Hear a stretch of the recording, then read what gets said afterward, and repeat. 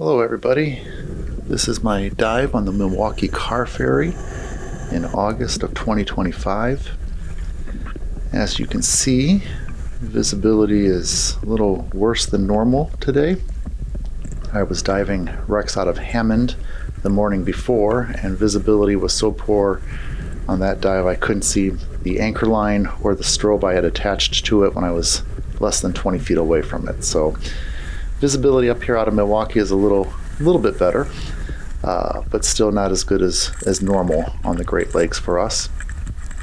Like I said, this is the Milwaukee Car Ferry. She was built in 1903. She was 338 feet long, and she sank in October of 1929, just in the same week, I believe, as the Great Stock Market crash. Not that those two things were related in any way. This ship and a couple of others, at least a couple of others, sunk in a very significant storm that the Great Lakes were experiencing at this time. On this dive, the big part of this dive is that we're going to go penetrate into the wreck, which I'm going to say this multiple times is not a safe activity.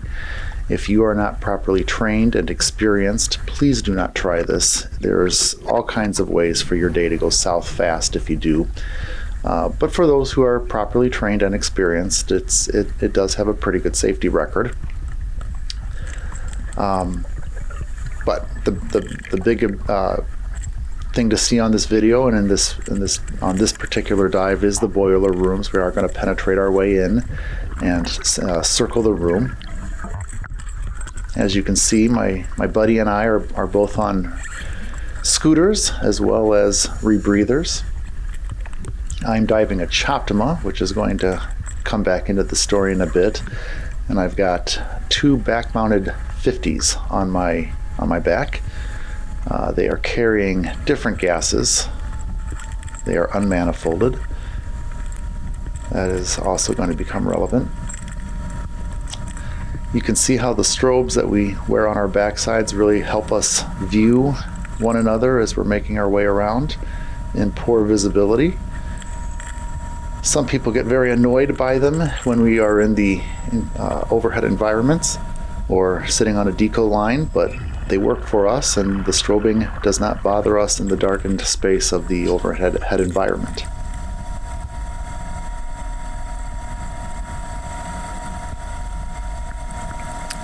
The Milwaukee Car Ferry sits just off of Milwaukee, appropriately enough.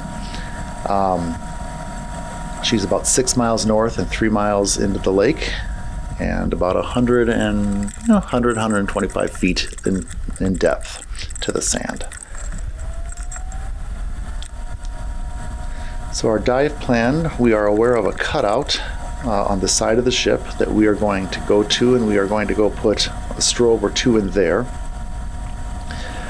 And then we're going to make our way into a way to get into the boiler room, which my dive buddy had been to before. I had not, so he's going to be leading this dive. And we were hoping to find and make our way to these strobes. And I'll let you watch to find out if we were successful.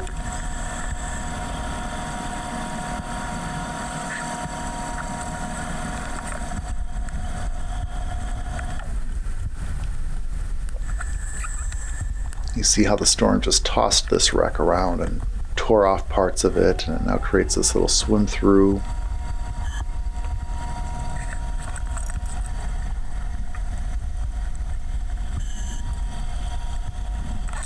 There's the cutout we're looking for.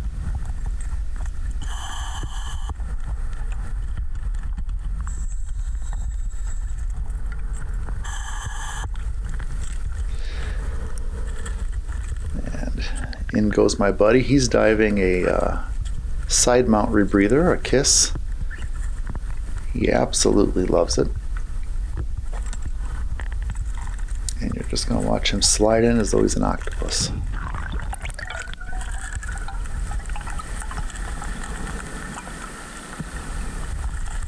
And there he goes. I'm going to wait outside because there's no reason for both of us to go in, just to drop a couple of strobes.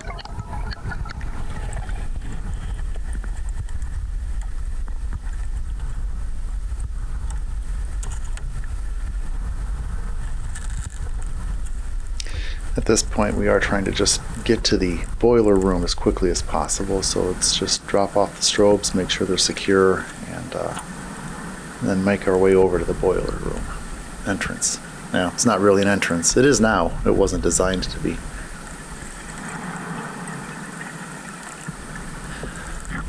At the time of the sinking, the Milwaukee Car Ferry was carrying 27 railroad cars loaded with different things, some of them including old antique cars. Well, they weren't at the time, but they are now. As I said, she sank in 1929, just about 100 years ago at the time of this recording. And in at least one of the train cars, you can still see some of those automobiles of the time period.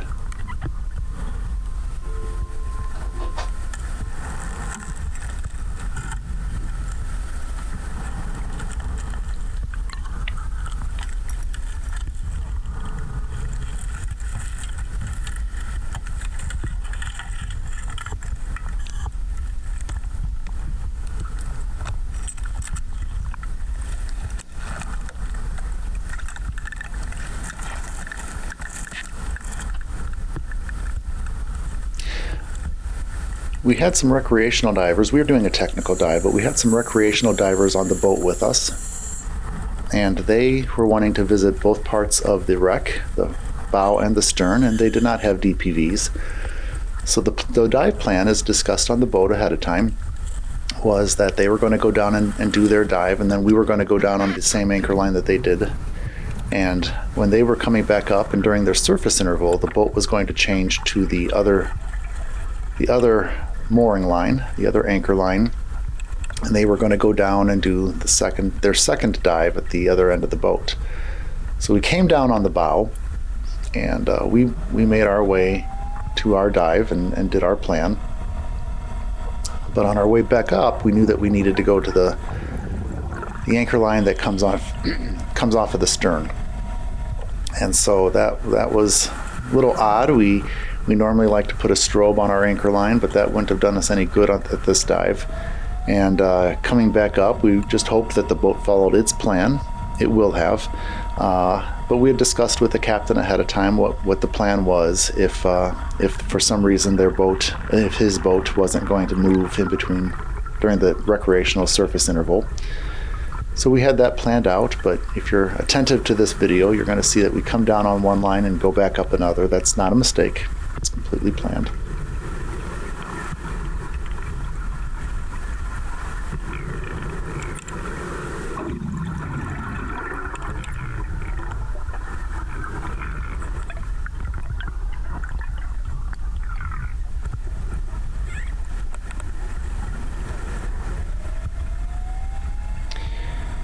The New York Times reported on October 24th that the car ferry's captain was Robert McKay. He was considered a veteran skipper on the Great Lakes, and the crew consisted of 52 men. So that puts the number of souls on board at 52, or maybe 53 if you count, depending on how you read that. I'll read it verbatim. Captain McCoy, a veteran lake skipper. The crew consisted of 52 men. So is that a total of 52 or is that a total of 53? I'm going to interpret it as a total of 52, which is consistent with reports afterwards of how many people were lost, because unfortunately everyone did lose their life on this wreck. WisconsinShipwrecks.org reports that only 46 lives were lost, which seems inconsistent with reporting at the time. So I'm curious why they believe that number to be accurate.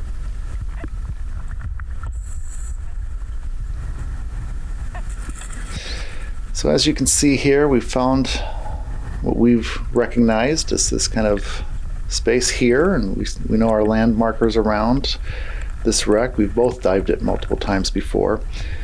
My dive buddy is going in first. Like I said, he's been down in this area before, so he's going to lead the way.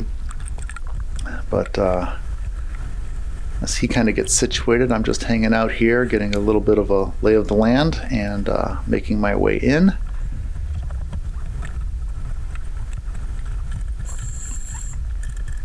We're going to stage our DPVs because you don't want to bring those in here with us.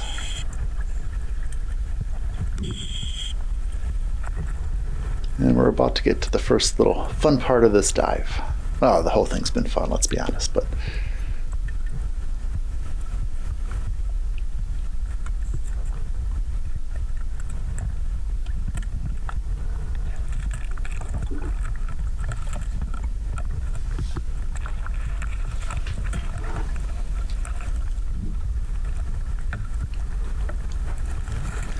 you can see there the wheels, the axle and wheels of the train car that's kind of on its side that we are going to go under and down the slots of the railroad ties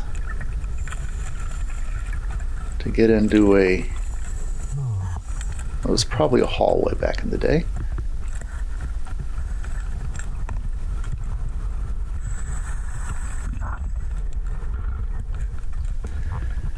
And with a chopped maw on my belly and 50s on my back, I've got a pretty wide or deep. And I'm going to have a little bit of trouble getting in here.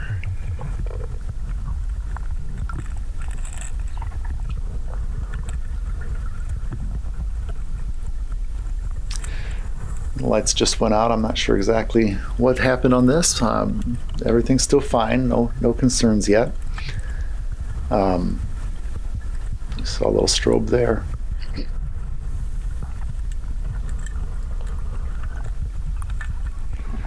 I'm figuring out my solution to get down in this area, and I've decided the solution is to undo the chopped maw off of my waist, Superman it down. I did so without a problem. It's just one of the things that I practice when we go to our local divers playground.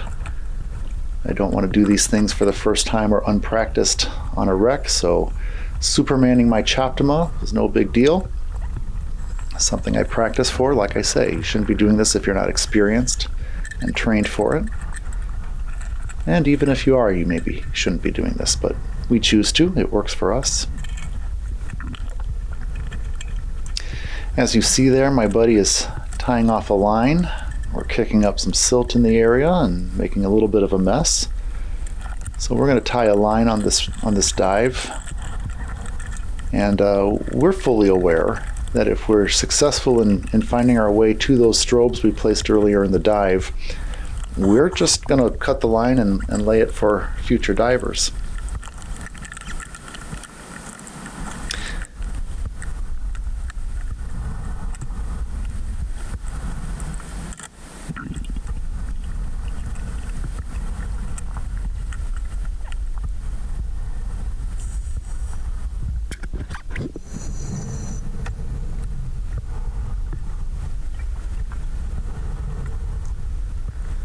Here we go, making our way into the boiler room.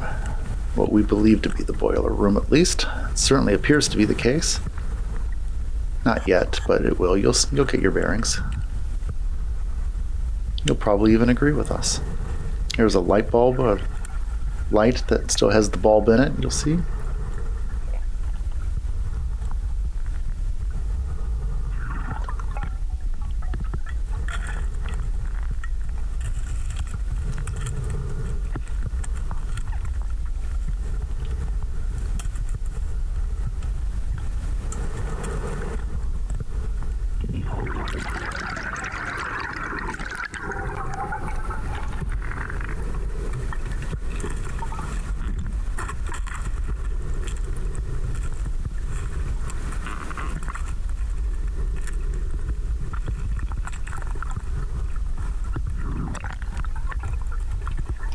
As you can see, there's not a whole lot of room to maneuver around here, so you want to make sure that you have good buoyancy and trim, and even when you do, you're still gonna cause some silting in the area.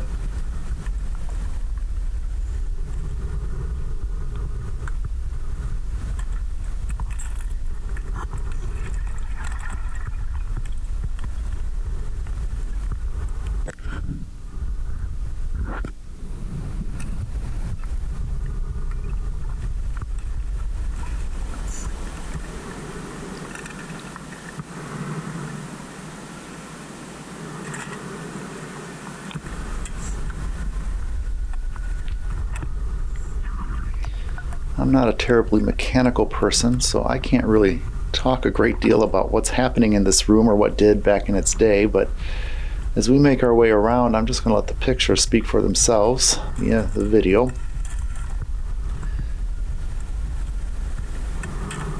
I've got more interesting commentary and reporting on what took place with this wreck and the details of that I'll save for when we get out of this room.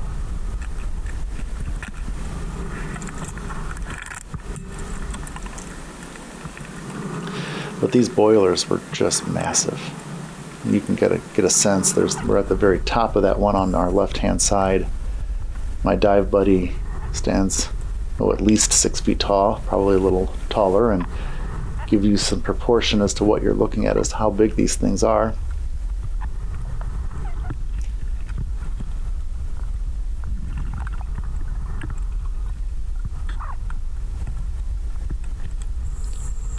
The catwalk that we are making our way around, sort of, leads us to believe that there'd be a lower level, obviously, to access boilers as well. And we don't find a way, spoiler alert, we don't find a way to those strobes from this room, so we're wondering if that passageway would be on the lower levels, because right now we're near the top end of the ship as it would typically have sat in the water.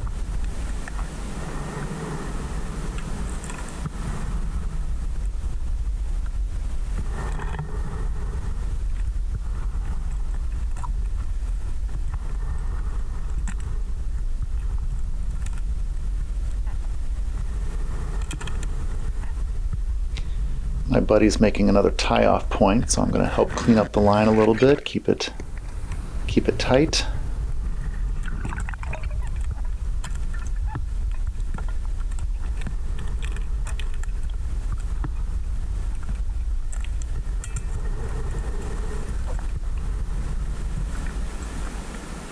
If you're not used to running line, tying it off can be a little challenging because you've got to have good buoyancy and trim, and when just little movements can kick up a lot of silt. My buddy's actually doing a very good job, even though it looks like he's making a mess, but he's doing quite well. This is a tight space, and there's really no way not to kick up some sediment. So the fact that he's doing that should not be confused with him being a mess. That's not the case.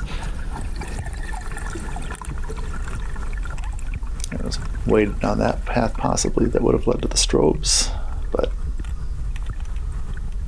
we're just going to follow around and get a sense of this room and how this is laid out, because I promise you we'll be back.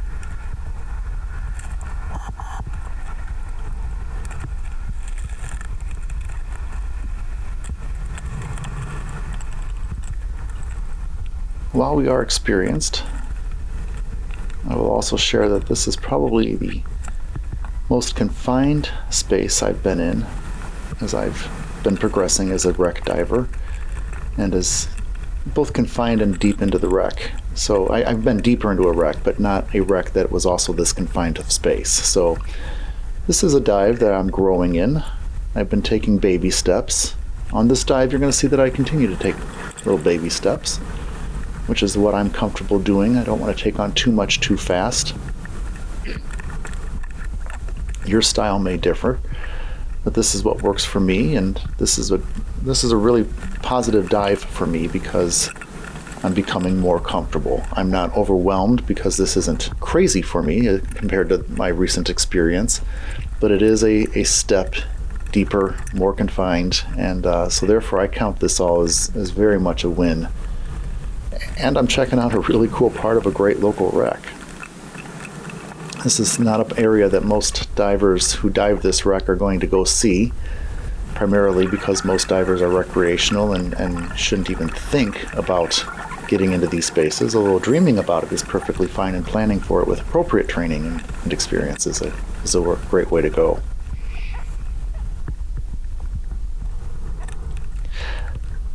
My buddy here is tying off the line, or so that we've now created a loop, and he is tying off the line per our plan. And I'm going to just make my way past him, one, because I'm going to let him lead the way out, but two, and more importantly, I wanted to see how bad we kicked up the silt in this space. So we've been through here already. You see the line there on the left side of the screen, and we did pretty good. Yeah, you saw some silt getting kicked up here and there, and it either settled that quickly, or at this point, as I looked that path, I wouldn't have had a problem making my way down that path again, following the line.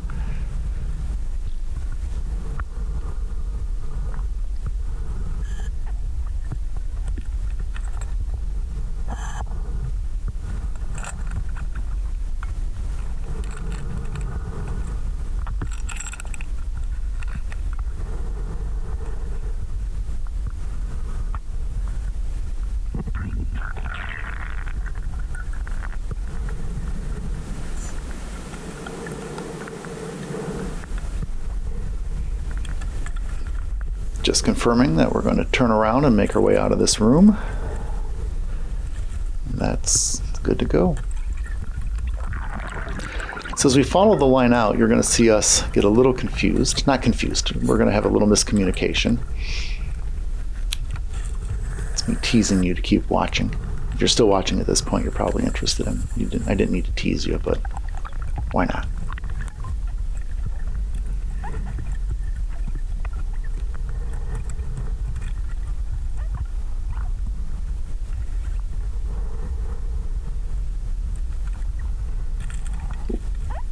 You didn't see that. So my buddy's making his way down that path, and I see the lines clearly to the right. Oh, wait, where's he going? I'm going to make sure that we get back on the line, because that's the way out of here. And whoa, where are you going, buddy? Get back here. Line's this way. Turns out on the boat, he was well aware of where he was, and he was just doing a quick little entry down. And that was as far deep as he was planning on getting into it. Just wanted to see if that was a possible path for future exploration. He said that there is a pathway to be followed there, but he didn't think that it was going to lead to much based on what he was able to see.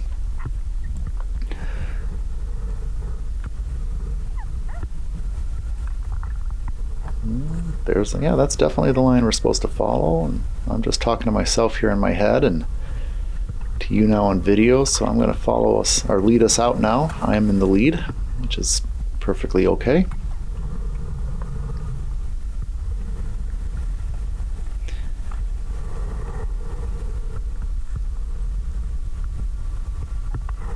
And we're about to have a little bit more fun with the chop-to-mine, getting out of this tight space here.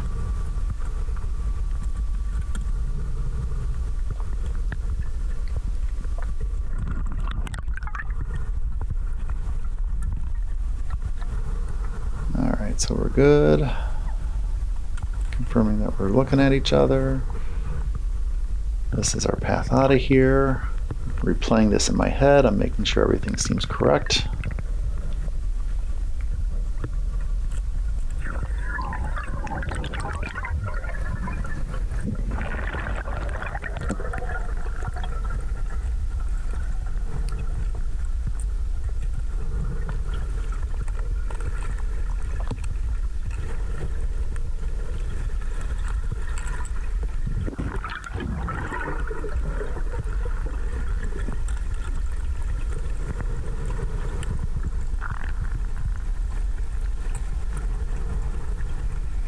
What's happening here is I'm trying to get out. I'm having a little bit of problems.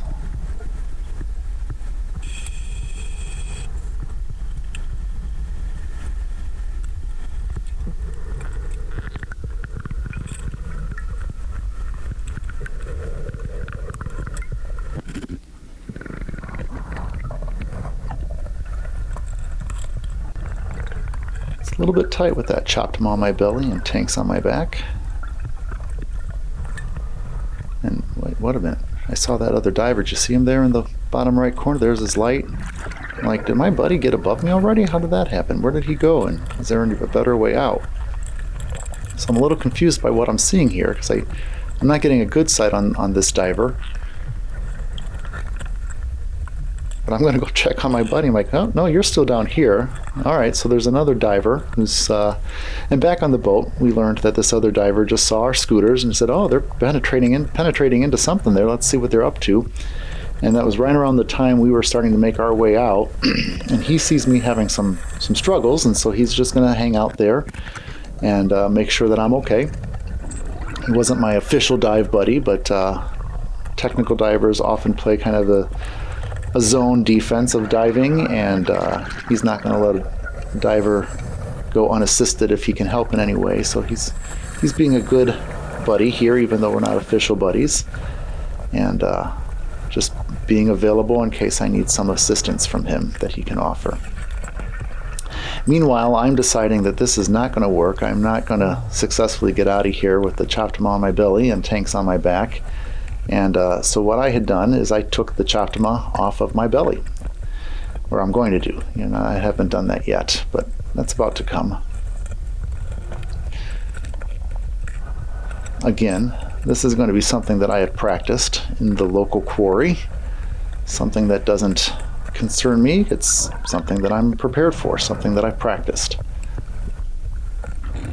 which makes doing it a lot more comfortable and a lot less stressful.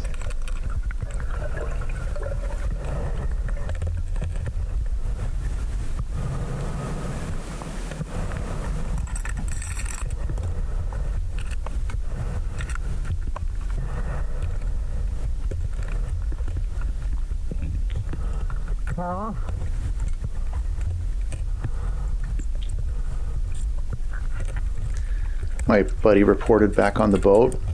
He was just about to tell me to take the choptama off as he sees me doing it. He's not stressed. He knows that we're capable divers, and he knows that I've got the situation under control, and I'm just not out yet. But I'm not panicked. I'm very calm. I'm very relaxed. Before entering, I knew that this was an option. The reason supermanning the unit wouldn't have worked to get out, or didn't work for me on this particular instance, was the weight of the choptama is in the sorb canister and the O2 tank, which sit, and if you would be standing, it would be sitting underneath the counter lung, which is against your belly and chest, or against your chest. The tank and sorb are more against your belly. And so as I'm trying to make my way up, in fact, I am off of the choptama at this point. I'm on open circuit. I've essentially bailed out. I've taken the choptama off. I've made my way out of that tight space, and now I'm going to get the choptama back on me, and more importantly, me back on the loop as quickly as possible, because I have far more time underwater on the rebreather, of course, than I do on open circuit. So I don't want to be on open circuit any longer than I need to be. In fact, I was a little frustrated that it took me as long as it did to get back on the choptama unit. I should have gotten that loop in my mouth first and then started clipping it onto myself, but I went a little backwards. Like I said, I'm practiced at this, but not enough in the actual situation when it wasn't just calmly taking step by step. I missed one or two steps, and that's okay.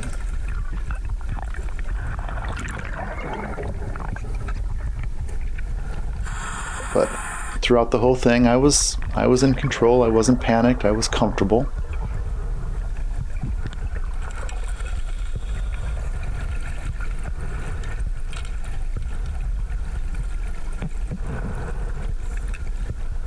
I will also admit, because I believe that you should be honest about your mistakes, but I did not switch my computers to my bailout or open circuit gases, so at this moment in the dive, I am aware that my computers are not completely accurate in talking about my deco plan and where my surface GF is going to be. And so I'm going to offset that by just hanging out on the stops a little bit longer. And at the 20-foot stop, the water temperature was so incredibly comfortable. And I was so incredibly comfortable that I surfaced with a surface GF below 50, which is quite a bit of safety space put in there. And I didn't have any problems, no decompression illness issues at all. However, this was a learning experience. I need to make sure to switch those computers because they're not very useful if they're not accurate.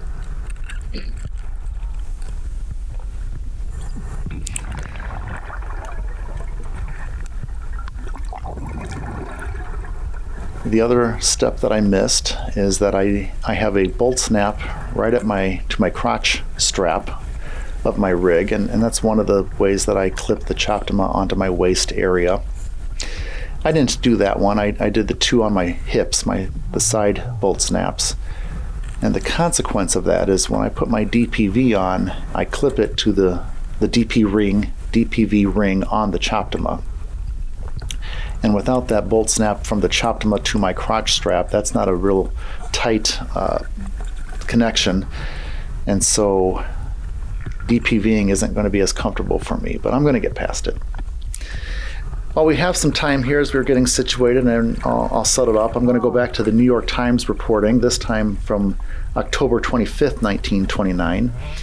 It reports that a watch was found on one of the bodies of the crewmen, and that watch had stopped at 8:35, indicating that was the time the Milwaukee went down, 7 hours after leaving the port of Milwaukee.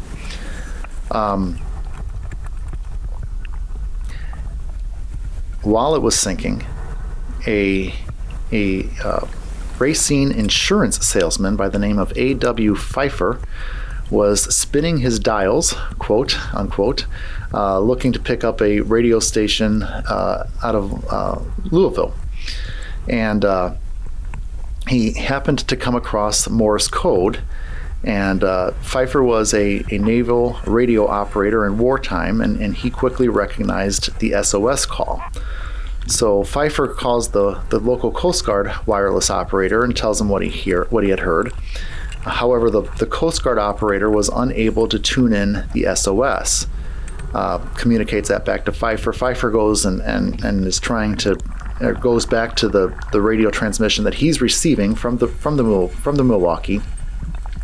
And he deciphers 3 words, quote, "water up to." And that was the last they heard from. So that was the Milwaukee calling out for help and telling people what was going on. And that's as much information as radio was able to offer them at the time. You know, today's generation probably don't understand that, one, you can't telephone people without telephone wires back in the 1920s. You had to be on a landline.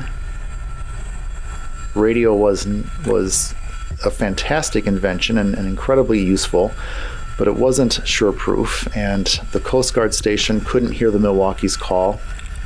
Like I said, the Milwaukee sank about 6 miles north of Milwaukee, so I don't know where the Coast Guard station was, but you would think radio would travel 6 miles. In this case, it either didn't travel or they were unable to find the signal in time, but the radio wasn't able to reach the Coast Guard.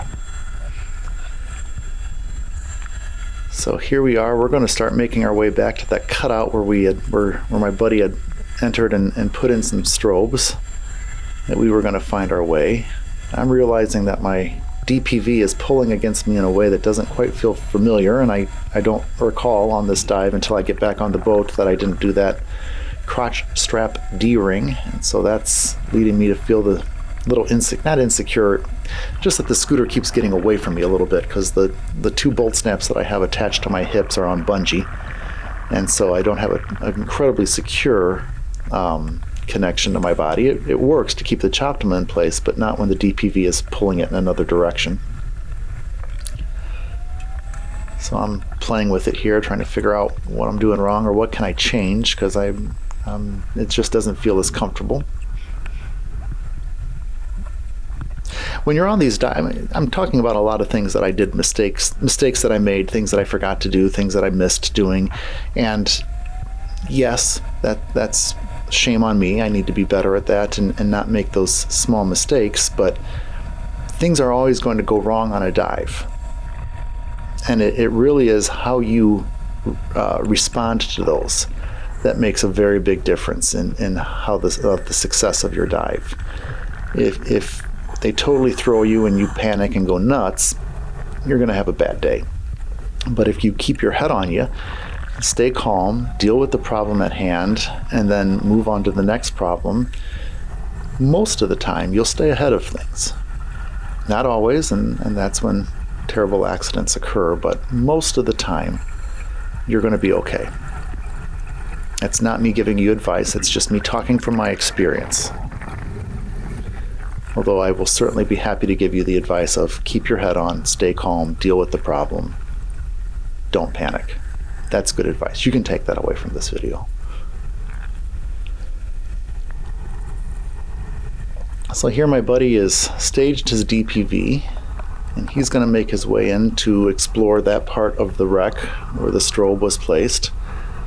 And I am not sure what I'm going to do exactly. I'm thinking things out a little bit. What's going through my mind is I've already gotten in and out of one tight space. This looks a little tight, not as tight as I just got it in and out of, but it's a little bit tight, and I don't know what's in this room. I also had not been in this room, nor had my buddy, with the exception of placing that strobe. I'm going to do this quick test here to see if I can get in and out easily. I determined that it's going to be tight, but yeah, I can do this. I'm going to be able to get in and out of this. That's not going to be a problem. And I'm looking inside right now, getting a sense as to how tight is this space going to be, because there's another thought that's in my head still at this moment already. And I'm just sizing up the situation. And my decision is that I'm going to stay on the outside. And the big reason I decided to do that is because when I took the Choptima off and switched to my bailout gas, went open circuit, I used a part of my bailout gas. Now I had plenty still, but I just felt that I had used some bailout. I was going into a space I was unfamiliar with. I knew it could be tight. Getting out might be tight. And I determined that for me, I'm going to just accept the baby step of a win of that previous part of the dive going into the boiler rooms. And I'm going to save this part of the dive for another dive. And I'm playing it probably more cautious than I need to. But that was where my comfort level was, and I just said, you know, I've been inside the wreck at this point. I've gotten around. I don't know exactly what I'm in for here. I've used some of my bailout. I don't want to be caught in a tight spot where I have to bail out and have less gas than I had planned for. And so that was the choice I made in the moment, and I'm going to stand behind it now, while also admitting that I was a little more cautious than I needed to be. So while we wait for my buddy to explore that part of the wreck, we'll go back to the New York Times reporting, this from an article on October 29th, 1929. I found this really interesting. A note from Lost Ferry was the headline. It reads that a handwritten note inside of a bottle, signed and ostensibly written by R. Sadin, who was the purser of the Milwaukee Car Ferry, read this, quote, "Making water fast in slicker." The slicker was the crew quarters of the wreck, of the ship. "Making water fast in the slicker. Pumps working good. Have turned back to Milwaukee. Might make it, might not. All crew same as last payroll." End quote. So what he's doing here is he's telling anyone who finds this bottle what's happened, why the ship is having issues. He's expressing some optimism, but enough doubt that he's sending out this message. And the New York Times goes on to report that Coast Guard said that the message was encased in an official tube into which an officer of the ship was required to place a message in the face of an impending wreck.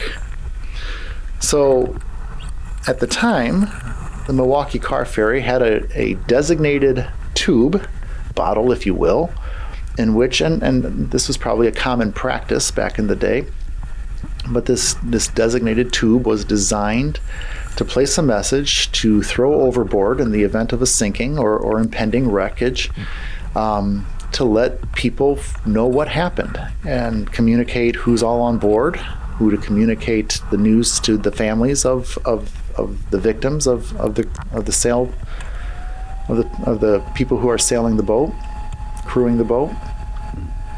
I just thought that was an interesting little tidbit of history there. A message in a bottle is not just kind of a, tale. It was actually a practiced procedure.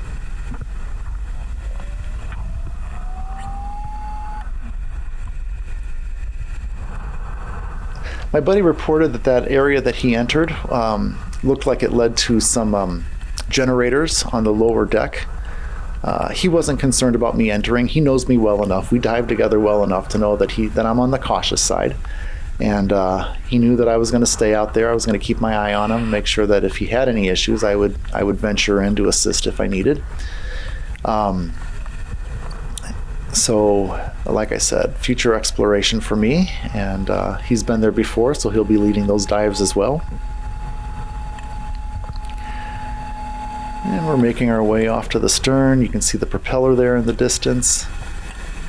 Checked that out on my previous dive on here, so I'm going to glance at it, say hi, but I'm not going to spend too much time on that because I just saw it the last dive that I did on this a few weeks earlier.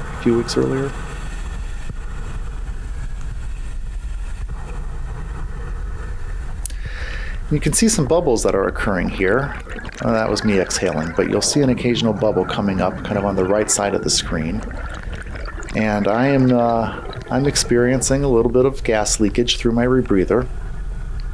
I'm pretty confident that it's coming out of the mouthpiece. I had just replaced the mouthpiece to put a more comfortable mouthpiece on the loop, and obviously I did not do a good enough job of tightening that thing down.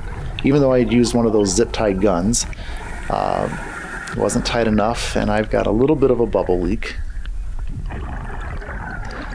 So I'm going to resolve that by just kind of pressing the loop against the mouthpiece against my mouth, and that's going to keep that bubble to a minimum. But I also am not entirely sure what I'm looking at, so I'm going to, in a few moments, you're going to see me asking my buddy to give me an idea of where that bubble is coming from. And we're 45 minutes into our dive at this point, roughly. And so we certainly had the ability to stay down longer. It was part of our dive plan. We had not reached our maximum run time yet. The captain knew what to expect from us. I'm here communicating. He's communicating with me where that bubble's coming from, pointing it out, confirming what I believed to be the case.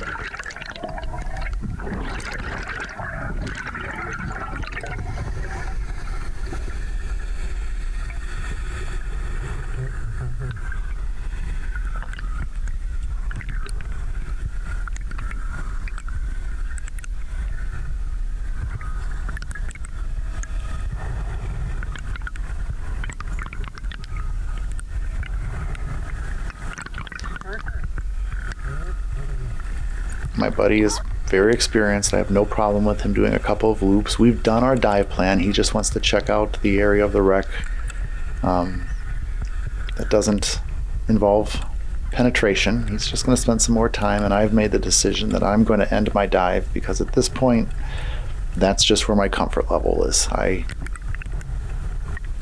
going to stay on the loop because I don't think I have a significant problem in which to bail out for. But I am going to hold my hand against the loop, which is against the mouthpiece, which is against my face. So that keeps a tighter seal around all of that, and I'm going to make my way up to the surface. Again, this is a different anchor line than we came down on because that was the dive plan. And I'm not going to make you wait through my deco, which was considerable, like I said, because I was aware that I forgot to switch my computers. I knew that the deco and surface GF, the deco plan and the surface GF wasn't going to be completely accurate. I wasn't on open circuit long enough to make a huge difference, but I was long enough that I was going to play it a little safer. And so I stay on that line, and I surfaced the wreck with a surface GF somewhere in the low 40s, which is a good safety margin. Anyway, that was my dive on the Milwaukee Car Ferry. Like I said, this was August of 2025. I consider this to be a very good dive. And one of the best parts about it is that it left some unanswered questions, which means we're going to need to dive it again.